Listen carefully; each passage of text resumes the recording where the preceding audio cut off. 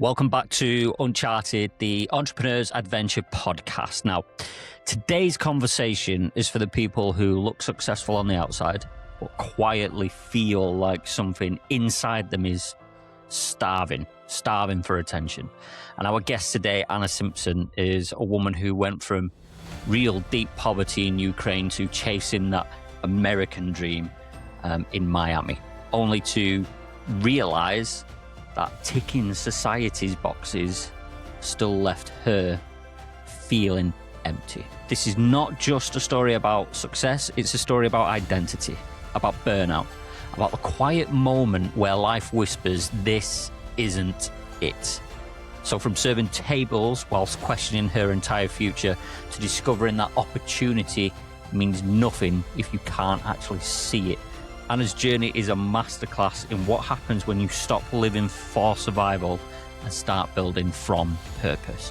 We get into the emotional cost of chasing someone else's version of success, why achievement without meaning feels hollow, the difference between escaping poverty and finding freedom, and how one quiet moment can completely change the trajectory of your life. So let's get into the show. Anna, thank you for joining us on the show today. So I've been doing a lot of reading. I've obviously got your book, and you send your newsletters out for me, which I do quite like to read. And I've read somewhere, I can't even remember where it was now, it might have been on your website actually, you were talking about how from the outside your life kind of looked fine and successful, but internally you felt something was quietly dying. Can you take us back to the exact moment you realized that you cannot live like this anymore, and tell us what that maybe cost you emotionally to find that out?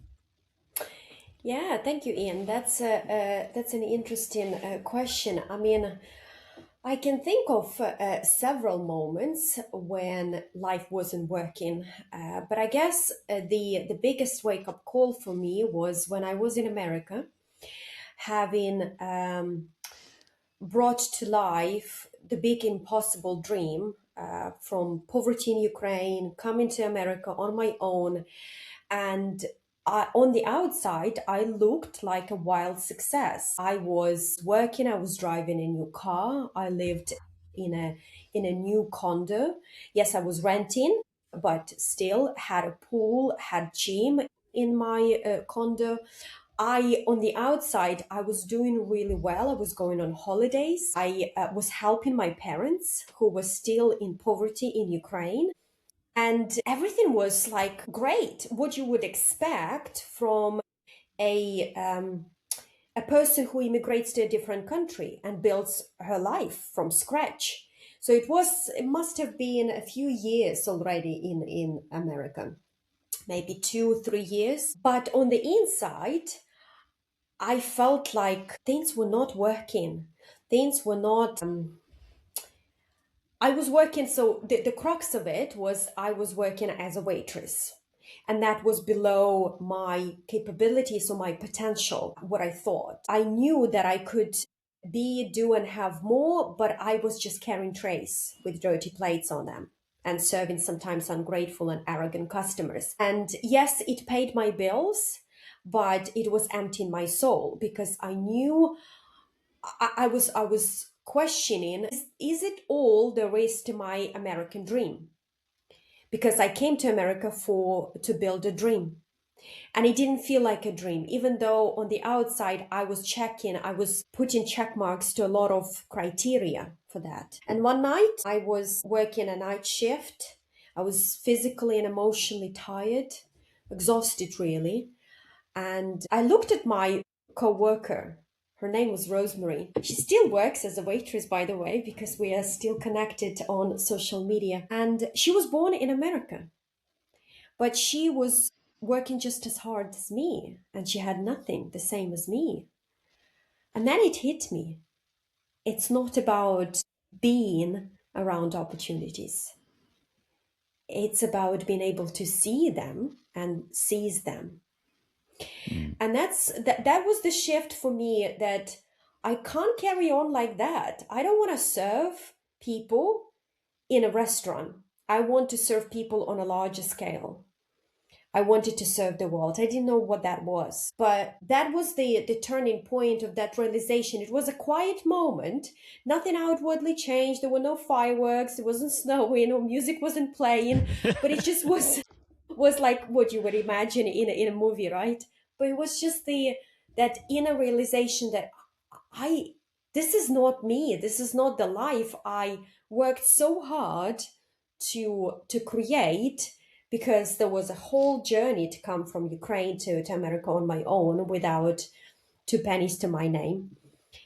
So that was the turning point. It didn't happen overnight, but I stepped up in my consciousness, in my heart and my soul. And that changed the trajectory of my life. You know, your life doesn't change overnight, but the direction of your life can change in a second. What you mentioned then, the American dream, and we've all got our own interpretation of that from things like movies, etc. But what was your kind of version of that American dream? That and what was it that sparked your interest in an American dream from Ukraine, like you say? Yes, well, I was born in deep poverty in Ukraine, and we didn't have money for anything, even food. Like I usually say that chocolates, like Snickers bars or Mars bars, were luxuries because they were very expensive. We didn't have money for anything really. So for me, the American dream was just being able to buy what I want. And one of those things, and it's not just about money, but for me, because I didn't have money when I was growing up, I was growing up in poverty and lack. I wondered what it would feel like to have a nice place to live, to have a shower, to have, because we didn't have a shower or running water or toilet inside the house. And those things, they make a difference. And some people might say, well, it's shallow. Well, I don't know. They do make life more comfortable. I mean, after I moved to America and got to stand on my feet, I helped my parents with the shower. So now they have a shower, they have a toilet, they have a hot running water. And every time we speak, they're like, "Oh, Anna, thank you so much. This is so nice. We don't have to like boil water on the stove and then use the little tub and all of that." So it does make a difference. So for me, American Dream was about, on the one hand, like, yes, you can say at the shallow but visible level, having more things, having a nice place to live, having a car, because a car in a Ukraine was a luxury. It still is for my parents. They would never own a car. But so on the visible level, having nicer things to embellish your life, but on the internal level, doing something that brings you fulfillment and getting rewards for that. And I didn't know what that was, but I've always been drawn to meaning, to substance. I've been an avid reader since I can remember myself, because my books were my best friends. Didn't really get along with in social settings. I was awkward, I was shy, I was ashamed of my poverty. So books kept me company. And I always was drawn to meanings, messages. And I didn't know what that was and how my life would fit into that in terms of what I would do professionally for a living. But an American Dream was, for me, was the space to self-actualize myself and have nice things. Okay, nice. And when you were in the restaurant and you got to that moment where you realized things had to change, what did you actually do to change things? How did that look? Well, to be honest, Ian, I didn't really know what to do apart from like looking for a different job. And I was a hustler. So I'll tell you what I did actually. You know, sometimes when people think that, okay, so I have a dream, I have a goal, and I want to step up for my life, whatever that might look like, they create a plan and voila, off they go. You have to go through what I call the hero's journey experience, in terms of like trials, and you have to define yourself. So for me, what that looked like, I was a hustler. I was doing lots of different jobs. I was a manager's assistant at a company, a transportation company. I was a, not transportation, valet company. I was a English tutor to Russian kids because I lived in Miami and there is a huge population of Russian speaking people, still is, probably more now than ever. But I call it like Russians, but they could be from Ukraine and Belarus and like post-Soviet Union republics. So there were lots of families whose kids were going to school, but they couldn't integrate and connect with and fit into the system because they didn't speak English, so they would hire me.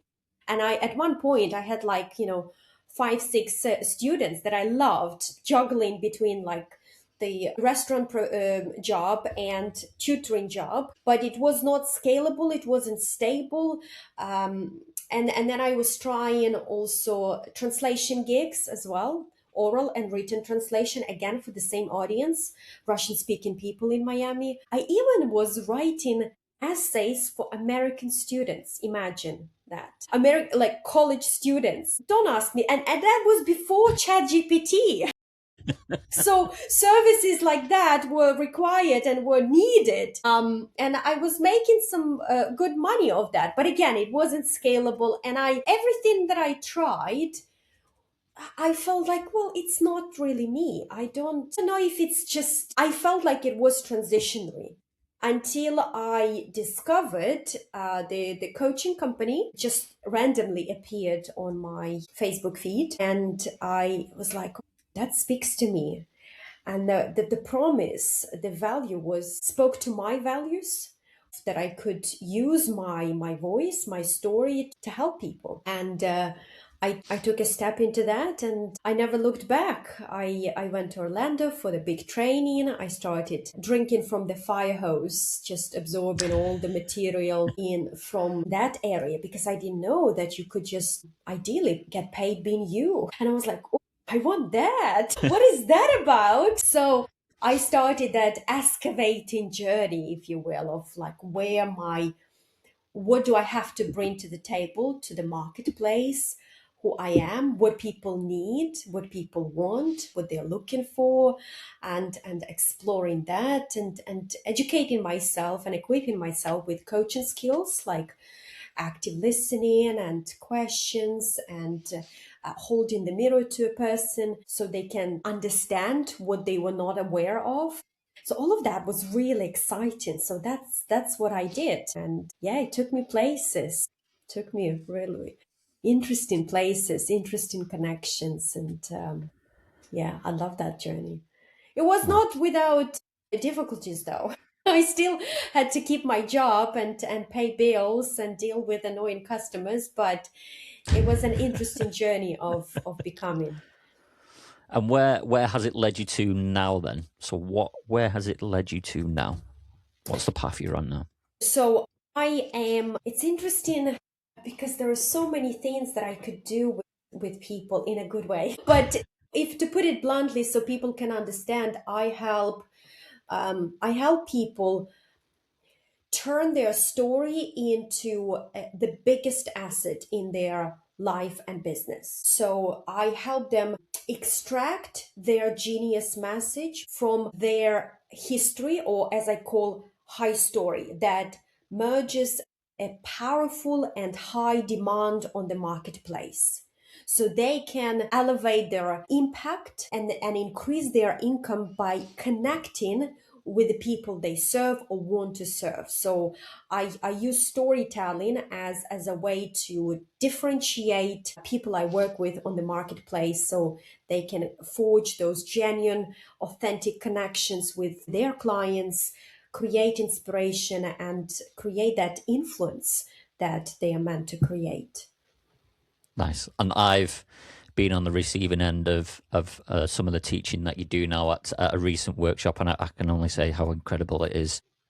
Thank you. Being in that room and just listening to your stories that you've got to tell. But enough of me. Let's talk about. So you mentioned then from where your journey kind of kicked off on this entrepreneurial journey and where you are now. Let's talk about some of the. I don't want to say incidents. Let's talk about some of the adventures of that journey that you've been on. What are some of the kind of low points that you've had on that journey? Because I know some of mine, and I know every entrepreneur's got them. It's not just the Instagram reel Yeah. of picture perfect journey that people have. There's some really kind of low points that people go through when they're on this entrepreneurial journey. So let's talk about something that was a bit of a low point for you that you managed to turn around into kind of the success that you are now. Yeah, well, that's a good question, Ian, and absolutely, life. I'm an optimistic person, and I look at the bright side of things. But there was so many low points on my journey, and to be honest with you, I am still on the journey of entrepreneurship. In all transparency, I'm not like one of those people. Oh, yeah, fake it till you make it. No, I know my strengths. I know my genius. I am brilliant. And I say it with all integrity and humbleness, really, with people. I know how to extract those hidden gems from their stories and something that will help them elevate their impact massively. But in terms of entrepreneurship, I've always been afraid of rejection. I've always been afraid of being invisible because that goes back to my childhood when I was not accepted in my circle of friends because I was different. I wore poor clothing. I didn't have jeans. I didn't have a Barbie doll or a bicycle. And that was the way I perceived it when I was a child, that rejection that I was not good enough. I was not worthy because I was different. I was shy, I was reserved, I was socially awkward. And that became that had its imprint on my inner narrative, my inner story that followed me throughout my entire journey. And in entrepreneurship, I'm still kind of like still working through that because in entrepreneurship, you should be immune to rejection. You should be immune to being invisible because it's not about you. And I know it intellectually. I know it, and I can say this to my clients when they start comparing themselves to others.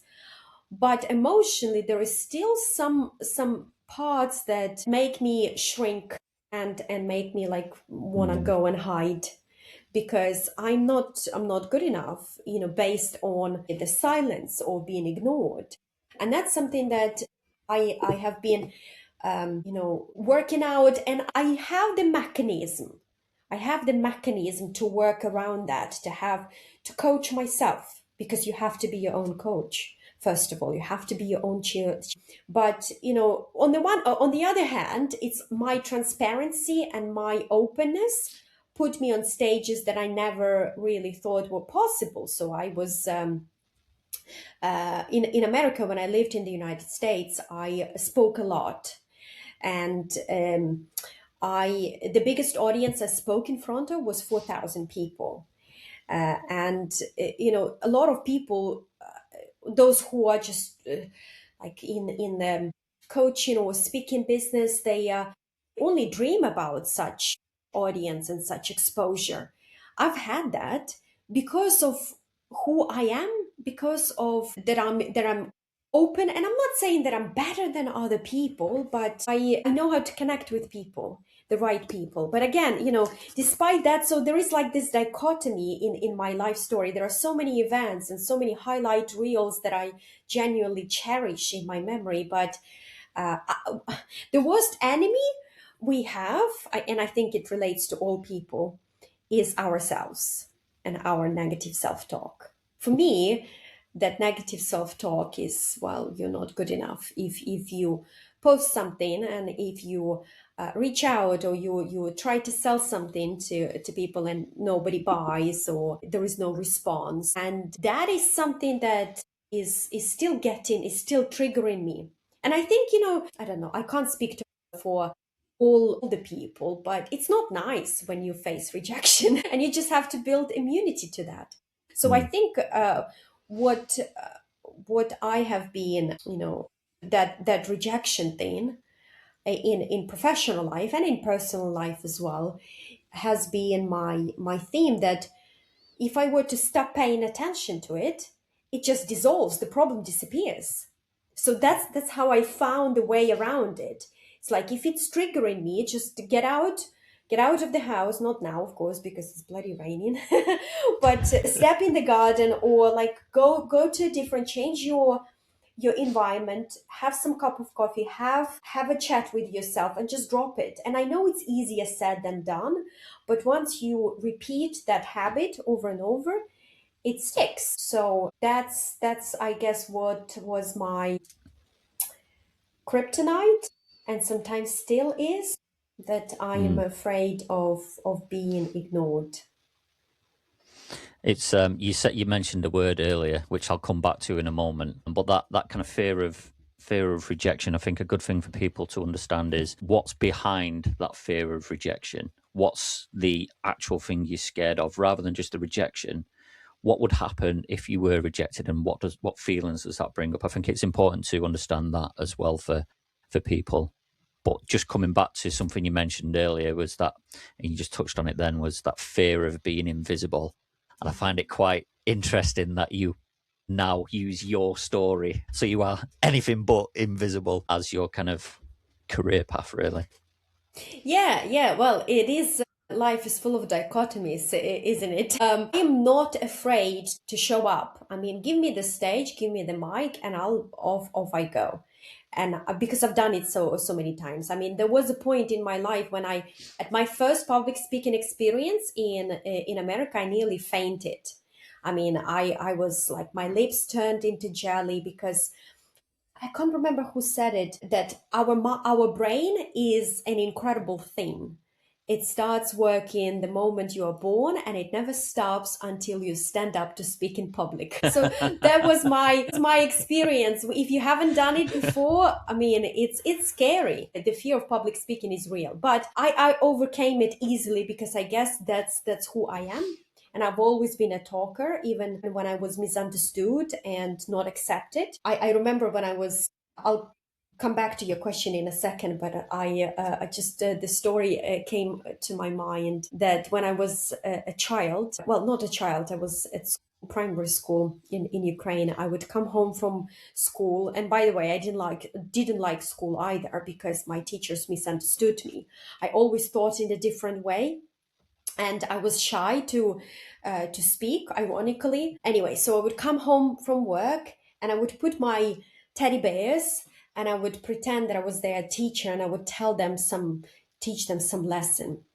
And that was my favorite game. I loved teaching some life lessons to my teddy bears. So yeah, so being visible is not a problem for me at all. Like, if I have an audience, I know I can connect with them. But it's when you put yourself out there and there are crickets, and there is no applause, especially when it comes to social media. So I had to overcome that fear and that inner barrier, that, what's the point of putting it out there if no one is watching? But actually, it's not. When I had that realization, it's not about that. It's not about going viral and having millions of views. Yes, it would be nice, but you can't control it. And that desire, that goal to go viral, stops a lot of people from putting themselves out there and connecting with the right people. So it's all about having your message speak to the right people, for me now. And those who resonate with my message, they then, even if it's just one person, then it is worth it. So it's not the fear of being visible, it's the fear of being invisible. But I have found a way around it, because I do it for me and for those who need it. That sometimes they say that people receive messages and answers when they need them, and it just comes from unknown sources. So I don't know if that answers the question, but that's kind of where I am at. Well, I didn't actually ask you a question. I just made an observation. Oh, okay. Well, I love where you took it, and I love the kind of full circle that you've done, from teaching your teddy bears at home when you're a child to now speaking to and teaching everybody. You mentioned the kind of fear of public speaking. I read a study, and it listed out people's biggest fears. Public speaking was number one, and death was like number 4 or 5 on the list. And I'm like, people are scared of talking to other people as soon as they kind of stand up and get on a stage. It Yeah. just puts the fear of death in them rather than actually dying. And it blows my mind that it's such a powerful fear. So, and you've obviously experienced that, and you kind of handle it now very well, and you present yourself very well on the stage. What is something you do in preparation? Because I imagine you still get nerves before you go out onto the stage. What's a tool that you use, if you do use anything, that people can maybe take away if there are any speakers that are listening to this show? Yeah, absolutely. Well, actually, on your point, Ian, that death comes second in terms of our fears, it's absolutely true. I came across that study, or someone mentioned it. People are more likely to walk in the cave of full of poisonous snakes than stand up and speak in public. And I think that fear comes from, I still do get this, well, I can't say it's fear, but it's that nervousness a little bit, especially when I step on stage and I don't know people. Obviously, I do a lot of talks online because we have clients from all over the world, and but when I don't know the audience, I have this tickling, nervous tickling, because we all want to be liked. We want to be accepted. It's our human need. Whoever says, "Oh, I don't care about that," they are lying even to themselves. We want to be liked. Okay, so let's just go get over that. And if you don't know the audience, you have this like, oh, what are they gonna think of me? Will they receive my message? Will they connect? Will they like me? And I think the best way to prepare to conquer that fear is to be prepared. To be prepared in terms of like, I don't recommend learning your speech or writing your speech or your message or your story and then learning it by heart, because it's not going to work. You're going to sound mechanical and a bit cold and maybe even disconnected from your message. But rehearsing it. So obviously, English is not my native language. And what helped me share lots of stories and create lots of presentations and speeches is constant repetition and rehearsing. So I would just stand in my room, or now I have an office, but when I lived in Miami I didn't have an office, so I just would stay in my bedroom and I would speak for hours. Because if you when you stand up on stage, your subconscious mind kicks in, and that's when you because you can forget those words, but your subconscious mind kicks in and it plays that program that you have run for many times, and you just like you relax because your subconscious mind is in control, and you have power and you have presence, and you can even pause and you can smile. A lot of people who start speaking, they just go very quickly just to be over with it and to not to die on stage, and they run off. But when you're in control, when you know that you've got it because your subconscious mind handles that, you can be present, you can be anchored. And that's what. So when one of my clients, I'll share this story. One of my clients, I still work with him even now, working on his book now, putting his story into the book. But when he came to our summit, the CCA summit, he wanted to share the story, because I do part of my deliverable in our Conscious Coaching Academy is I help people share their stories and their genius message, and I bring some of them on stage in our workshops, in our events.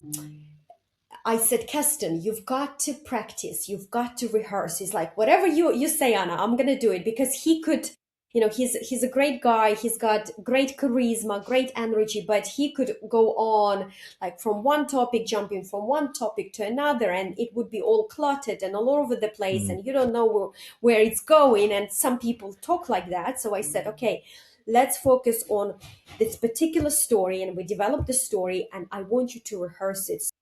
When I wake you up in the night, you can tell me that story.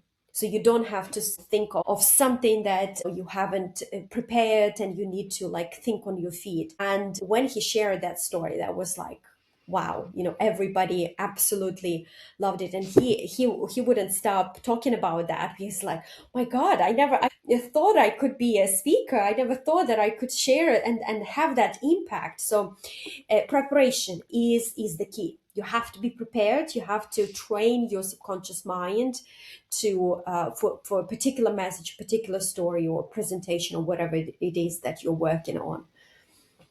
And is there something that you maybe do to? I'm thinking now. So I remember my very first time speaking, and it was an absolute disaster. Welcome to the club. Yeah, exactly. Yeah.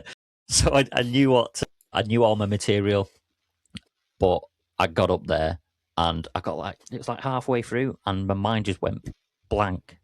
It just went completely blank. I was like, oh my God. I had to stop and take like a couple of drinks of water, trying to buy myself some time whilst I'm thinking of what I need to say. But what is there something like that maybe happens before or on the stage itself for you, where you're able to kind of center yourself and get back to the fact that actually I know this. Let me just regroup and then go again. Is there anything like that? Because in that moment, I didn't have that skill to kind of regroup and kind of recenter myself to say, I know this. I just got into like a bit of a panic mode and it kind of snowballed from there. And it was just a disaster. Yeah. There's no wonder I don't publish that so much, although I should, because it's part of my journey and my story. But yeah, is there anything that you maybe do to help center yourself? Quick pause on the show, and before we dive back into this conversation, if you're listening to these episodes every week and you're thinking, oh, this is speaking directly to me, then I've got a place for you. It's called The Legion, and it's where you belong. Because here's the truth. You do not need more motivational bullshit. You do not need another productivity hack. And you definitely do not need another guru screaming at you to wake up at 4 a.m. and cold plunge your way out of burnout. What you need is space. Prescriptive space. A tribe of people who actually give a damn about building a life that feels aligned, adventurous, and just meaningful. That's why I've created The Legion. It's a private community for purpose-driven entrepreneurs, adventurers, and high achievers who are done living on autopilot and are ready to build a life they genuinely love. Inside, you'll get exclusive bonus podcast episodes, deep dive coaching, mindset training, live Q&As, behind-the-scenes conversations, tools, challenges, and resources to help you reconnect with what actually matters. Not only that, if you are in the UK, we go out into the mountains every half year or so. I invite the listeners and the community of the Legion to come out on day hikes with us. But more than that, it's a room full of people choosing courage over comfort. People who know there's more to life than just making money and dying stressed. So if you're ready to stop spectating and to start becoming the person you were meant to be, head to the link in the show notes and join the Legion today. Yeah, that's a good question, and it happened to me many times. Why? I'll tell you. When I discovered that I wanted to speak, and someone mentioned this organization in America, Toastmasters. It's so much bigger and more more impactful than in the UK, because I joined the Toastmasters in the UK as well when I moved here, but it was nowhere near the same level of, like, I felt that spirit there. It's, America loves the messages like mine, from poverty to abundance. So it was great. But I was like, okay, if I'm going to nail this speaking thing, whatever that is, because it can bring me to doing this professionally, I'm going to dedicate all of my efforts and all of my time to it. So I would speak literally almost every week at a Toastmasters meeting, and I would attend other chapters, go to different groups, and I would share my message, and then I would start participating in competitions and contests. But before that, I would prepare the talk and I would rehearse. You only had 7-minute limit, maybe 10 sometimes, but it wasn't a lot. But in 7 minutes, you had to deliver. And there were, I kid you not, the first, I don't know, maybe 6-7 months, no matter how much I prepared, I would stall in the middle. And my mind would go completely blank. I would forget. So I know very well that feeling. and then you frantically start to, it's like, oh my God, what's going next? And you panic, and you are too much in your head as opposed to being in your heart, in your body, in your soul. So when you are too much in your head, you're overthinking, you're spiraling, and you're not present, and you lose people. I mean, I was lucky that I had a very supportive environment. My Toastmasters club, they were nice people, and we were all on a journey. There were some professional speakers who were just like there for the community, and I loved learning from them. But we were all on the journey, so there was never criticism and there was never judgment. I was always seen there, and that's one thing that I'm so grateful to those people, really, because if I was criticized, like, you're absolutely rubbish, I probably wouldn't pursue that, because I'm too attached to, well, I was, to people's opinions. And so what the technique to help yourself grounded, again, it goes back to the preparation. Like, you have to prepare your talk and rehearse it, like literally speak it. If you have an important presentation, if you have like a paid gig, or you have a workshop that people paid money to be in there, so you can't afford to, to mess up. If it's a little bit more less rigid when you are talking to your clients, and you have, you are in a familiar environment, because you can just take a moment, take breathe, drink some water or whatever it is, and you can collect your thoughts, and like, it will come back to you. The message will come back to you because you're more relaxed. You're not in fight or flight response mode. And if you are in fight or flight, you're prepared to run. You're not prepared to just relax and think and retrieve that message.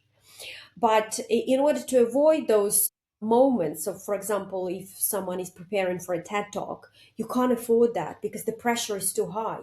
You literally have to rehearse your speech or your message that you're comfortable, absolutely comfortable, and you can wake up in the middle of the night, and it will come to you. Does that help? Is It that does. It does. Yeah, it does. And so after that experience I had, I went on a journey of that cannot happen again. So so? What's your way? it's literally, so there's it's like a, I don't know if you've done box breathing before. Mm-mm. So box breathing, you do like 4 seconds in through the nose and then 4 seconds out through the mouth, but you hold it as well. Hold it for Okay. 4 seconds, and it just completely calms everything down, which then allows me to get out of my head. Because Yeah. I went down that, at that time, I went down that spiral of, oh my God, I was in my head so much. And my technique now is just get out of the head as quickly as Yes. possible. And that breathing technique helps because it just lowers the energy and lowers the kind of that nervous energy that you build up as well. So that's what I do now. And I kind of have to shake it off as well. So there's times where, if you ever see a video of me talking, I might shake at certain points, but it's because I'm trying to shake out the nervous energy in there as well. Absolutely. Emotion is created in motion, right? So if you feel like you are absolutely right, and I love that breathing technique, just breathe, because it oxygenates your brain, it gives it space. So you don't have to be so tensed up. Because when we are nervous, our muscles tense up. Yeah. You notice, and we slouch, or we like have different unnatural body movement, instead of just like, there was a point talking about the connection between mind and body and emotions. I'm very animated speaker, so I could be like really just moving too much. And I remember my speaking mentor said, Anna, you need to do something with your hands. I'm like, what do you mean? It's like, when you're speaking, you have to, like, don't move your hands all the time because it's distracting. And I said, okay. So there is a technique, in professional public speaking. You have to, like, I don't know if you can see it, but hold your hands just at the level of your belly button together. And if you want to make a point, you can make a point and bring your hand up. But it's like centering yourself with relaxed hands, but together, anchors you as well in terms of being present here and now. Or even like dropping your hands sometimes, just like releasing, letting go in that moment. And then your power will kick in, subconscious power will kick in when you release pressure. So yeah, Nice. that's brought, but that breathing technique is just, yeah, breathing and create space. Yeah, you have to remember to hold it as well. Hold the breath at the top of the 4 seconds and then let it go, because just it's not as good as when you hold the breath as well. So you have to remember to do that. Yeah. And how would you navigate it with the audience? Oh, hold on a second. I'm just trying to get myself centered. I need a little bit of breathing space. Just bear with me, folks. Actually, if you were to say it, it would automatically break some patterns within you and it would create laughter.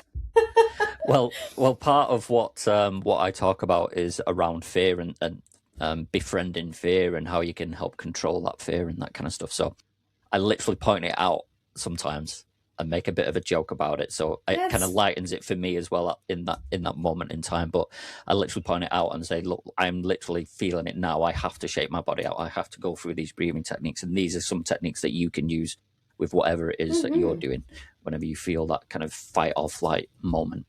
yeah, absolutely. But yeah, I do call it out sometimes, especially when I'm like really, really nervous, because then it does kind of take some of that. It's like when, I don't know, you kind of like make fun of yourself almost. It kind of takes away some of the Yes. Yeah, pain yeah. that could come your way. But And enough laughter of that now. disengages ego, absolutely. And yeah, Yes, yeah, exactly. and you do find your own way with people, to just be yourself. Like you start improvising your own way, and people love that. Actually, when you're not perfect, when you're just human, they love that. But you are honest instead of trying to frantically fix it. You're just like, okay, this is, I'm have a blank page moment. So just give me a space. And people love that because they connect to vulnerability. Yeah, because they know they've done it themselves. So I don't know, maybe they've given a presentation for the very first time in front of a board of directors or whatever, Yeah. and they know all the feelings. So it's fun to point it out, and they can laugh at me and then laugh at themselves as well, because I know that they know what it's like. Yeah, absolutely. Absolutely. Yeah. So you've been on this great journey, and you've done loads of talks now, and I want to kind of get into some of the places you've been, because I love adventure, I love travel and all that kind of stuff as well. So where are some of the places you've been able to speak? Well, I spoke a lot in America because I lived there for 8 years. I didn't speak for 8 years. I lived there for 8 years, but so I spoke mainly in Florida. I wasn't like a professional speaker. So if you look me up, I wasn't part of the NSA, National Speakers Association in America. It was all kind of like locally, and then in the state of Florida. So I did that just through word of mouth. I had no clue how to build a website. I mean, I tried, but it wasn't really working. There was blogging. No, it was just me connecting and talking to people. And it kind of like, people heard me speak and they would invite me to a different, their event or to their company or conference. And then eventually I started organizing my own events, but in partnership with other great guys. So there was Kingston and Eva Francis, fabulous team. We were doing it, and I was just inviting people, my co-workers. I was like spreading the message among my co-workers in restaurants where I was working, because I didn't let go of that job because it was a stable income for me that allowed me to live and pay my bills. Let go of that job probably the last 3 years that I lived in America. But before that, I was hustling a lot. So I would invite my coworkers to the event, and it was great. And I would pick up some clients for my mastermind group. And so I spoke in Florida mainly. One of the most exotic places I spoke at was in Costa Rica at the country Okay. transformation project with the John Maxwell team at the time. And I spoke in one day, I spoke to with a translator, and that was an interesting experience to work with a I bet, yeah. translator. Because when you share a story, you have to pause. and the translator would have to translate. And it was interesting because I spoke in front of, it was like a 4-day event. So I spoke in front of schools, one school, college or university, you would call it university, municipalidad, which is like administration, the city administration. And where else did I speak? Oh yeah, the gosh, what is it? The school for children with from low income families, and that was my favorite place to speak at. And we did the, it's just connecting with the kids. Oh, I have a little story. I use these prompts sometimes because one Costa Rican girl, she, after my talk, she came to me and she wanted to say something, but well, she was saying something, but in Spanish, and my Spanish is mucho poquito. So when she handed me this, and what I could figure out was this handmade bracelet that she made herself, and she's like, "I want you to have this," and I was like, "Are you sure?" She said, "Yeah." Because I don't even know what she was saying, but she gave it to me with all her heart and Mm. love. And I was like, "Oh my God, this is the best paycheck I ever received." It was so much, and I still keep it. I don't wear it because it's quite fragile, and it can break. But there was so much love, and it made me realize that those kids, they had nothing, and many of them come from not just poverty stricken environments, but also abusive families and drug Mm. addicts and alcoholics, and oh, it was horrible stories. But they still were connected to that universal feeling of love, and they showed us so much love. And it just made me realize that the best things in life are free, really. But the second best things are very expensive. So, I so remember you saying that the other week in that workshop. yeah, that was the inspiration came from the. I didn't share. I have this story, but obviously I have like lots, tons of stories that I can share over the years. But that inspiration came from this girl, and I need to look up because I did collect her name, but I can't remember now on top of my head, but I have it written somewhere. So that was the most exotic place I spoke at, Costa Rica. Then I spoke in Spain and in Ukraine. It's interesting, in Ukraine, there one of my friends with whom I grew up, she and her husband, obviously it was before war, they had they were in the restaurant business, so they wanted me to do a talk to their employees, and it was a paid gig, I must say. I was like, wow, it was I did not expect. I just wanted to give it back, but to my country and my people. But they paid me for that, and I was like, well, thank you. It's nice. Go on then. Yeah, yeah, go on. So it was those. And where else did I speak? Did I speak in Ireland? I think I spoke in Ireland. Yeah, and in the UK, obviously. I love that Costa Rica story. Yeah, it's one of my favorite stories. I need to use more of that, actually. Mm. It's inspired me. It was 8 years ago, 7 years ago. No, 7, I think. Oh, I don't remember, but it was a while ago. It was great. Nice. And thinking, looking back at your whole kind of journey now, if you were to sum it up, how would you describe the kind of adventure and the journey itself that you've been on up until this very moment? Um, how would I describe the journey? Well, it's all worth it. If I were to put it in one sentence, it's all, life is a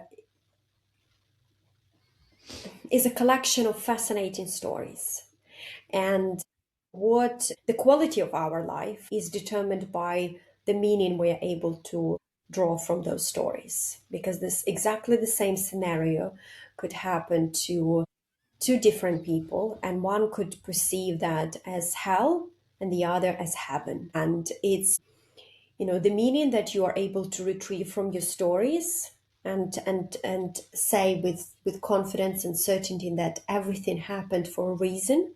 You're able to see that reason.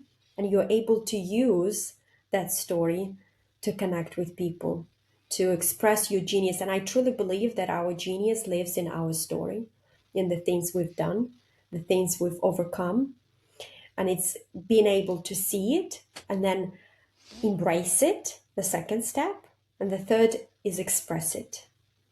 And that's when fun things start happening, when we express it and connect and allow people to transform their life in the capacity of what we do.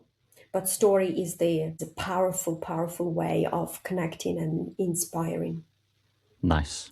Nice. And I like to try and inspire our guests as well. So I love hearing, you said the words that I use as well a little earlier, impossible dream. I love hearing what people's impossible dream is. And that's what I do. It's what I coach around. It's how I help people. So what's your next impossible dream? Where does your next adventure live and where does it take you? That's a good question. I have so many dreams, but I don't look at them as impossible now. I look at them as possible because I'm determined. I determine what's possible. Like if you look at the word impossible, it's I am possible. So Oh, I love that. Nice. I think my next stepping stone, well, maybe not stepping stone because there are lots of them, is to have a global brand, storytelling brand, extracting stories, helping people extract stories at a much larger scale than what I do now. I know I need to grow into that because it's kind of like I need to grow entrepreneurially. Maybe not in terms of my skill set, but entrepreneurially. I still need to work on that fear of rejection and being invisible, because it's the story that I'm creating in my head that are pulling me down. It's not, when someone ignores me, they don't do it out of spite or to say that I'm not good enough. They don't even care. They don't even see it, or it's not on their radar. I mean, it's just completely irrelevant. It's my stories that I need to be mindful of. So I need to grow entrepreneurially for that. So that would be my impossible dream, to become the entrepreneur that I truly want to be and am capable, but I just need to remove myself from the path. Yeah, because I'm the biggest obstacle, just like we all are. We all are. Yeah, we all are. And as you were talking, then it reminded me of a story one of my coaches told me, because he was big in the stories we tell ourselves and the kind of things that hold us back or where they've got us to now. And there was one particular story that I had that got me to a certain point, but then it started hindering me. And he was like, there's a man who is on a rowing boat, but he's out at sea in a rowing boat, which is obviously not suitable. And that rowing boat is the stories that he tells himself. And then there's a storm and he eventually capsizes and he washes up onto a beach, but he's hanging on to that boat. It saved his life. It's got him to that island that he's washed up on now. And then a man comes out of the trees along the beach and says, if you want to survive here, you have to let go of the boat and come to the island. And it just kind of clicked in me that I have to let go of those old stories. And as you were talking, then it just kind of popped into my head. I don't know why. I love that story. It's visual. It's powerful. So on the one hand, if we unpack deeper, that story was that saved him, because if that boat was that saved him and yet it wasn't suitable. So building a ship would be a better way to navigate the rough seas, or but you have to work with what you have. Obviously, if you don't have a bigger ship, you have to hold on to what will protect you. It's interesting.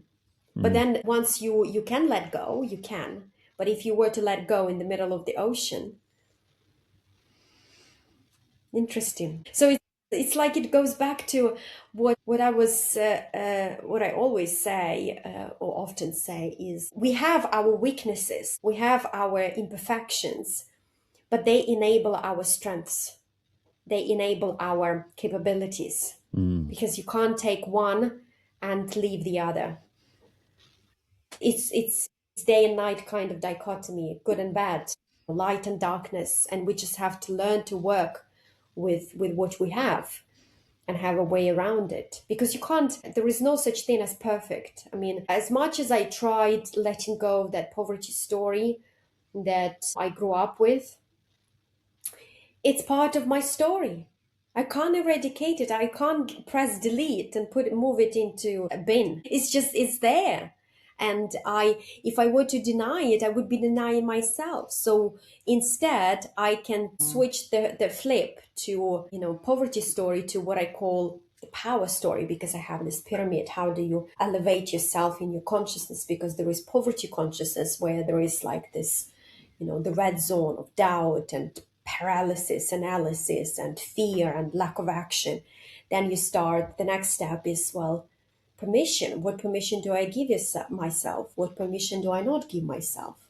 Where am I limiting myself? So you start bringing things into awareness. And then there is performance. After you give yourself permission for more, you can perform more. And the final stage, which is the ultimate level of pyramid, is power consciousness. You step in your power. But if it wasn't for that poverty, I wouldn't become aware of the power. So it's interesting how, a lot of people, they beat themselves up. Oh yeah, I'm not this, I'm not good, I need to let go. You just need to work with yourself. Learn to work with yourself in a way that suits you. And that's something I tell myself, because I can go down like really quickly. I'm a very excitable person, like with in terms of positive events. And when something triggers me, oh gosh, I go right down. I'm a crybaby. I am very, very emotional and all of that. But I've learned to, this is my way. If I were to hold it in, it's like, well, be strong. No, I don't want to be strong, because it will start festering and it will start like eating me alive on the inside if I don't let it out. So I need to let it out so I can snap out of it and I can go back to being my resourceful self.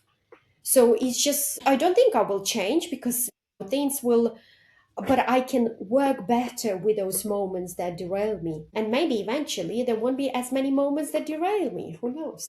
I love that. That's the Thank you goal. so much. It's good that you talk about riding that emotion, and that's kind of why they call it the wave of emotion, isn't it? Because you get to ride that wave of emotion, but you don't want to be constantly riding that wave, and you need to get off and get in that boat sometimes. Yeah, exactly. Buy yourself a yacht. That's nice. Oh yeah. That's nice. I had lots of friends in Miami with yachts, and it was really cool. Really cool. Best things are, the second best things are really expensive, and I am, to be honest, more of a rowing boat kind of guy, and on my own in the middle of a lake, just chilling. Yeah, there is an appeal to that. Absolutely. Yeah. Anna, it's been great having you on. If people want to learn a bit more about you, what you do, and how you can help them, where can we tell them to go to?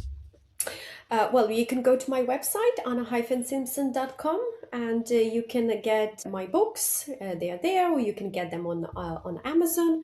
Whichever way, I would love to connect with you. I'd like to hear your story as well. And if there is a way to help you unpack it and monetize it, because that's the whole purpose. And so anna-simpson.com, and you can browse different pages, and you can get a book and get free resources as well, like the core story only you can tell, because there are so many things that you can copy from other people, like a hack or a tool they're using, a system, an approach, a model, all strategy, all of that, but you can't copy someone's voice. And once you develop your voice, your unique edge, your genius message, you will become recognizable. So I help people do that, express their uniqueness through their stories. So yeah, you can get those resources there, and I would love to connect with you.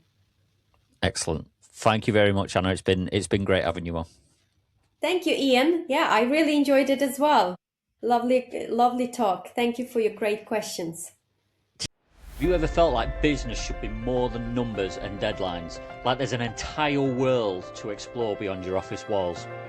Is adventure calling your name? I'm Ian Whitehead, and I'm your guide on Uncharted, the Entrepreneur's Adventure podcast. where I bring you real stories from visionary leaders who've built empires and climbed literal mountains. Because success isn't just about the bottom line, it's about the thrill of taking risks, the courage to pursue what truly lights you up, and the freedom to chart your own course. Each week we'll dive deep into the minds of boundary-pushing entrepreneurs and adventurers, revealing how they found purpose in the chaos and discovered their true north, both in business and beyond. So, if you're ready to break free from the ordinary, embrace bold action and inject a little more adventure into your life, welcome to Uncharted. Your journey starts here.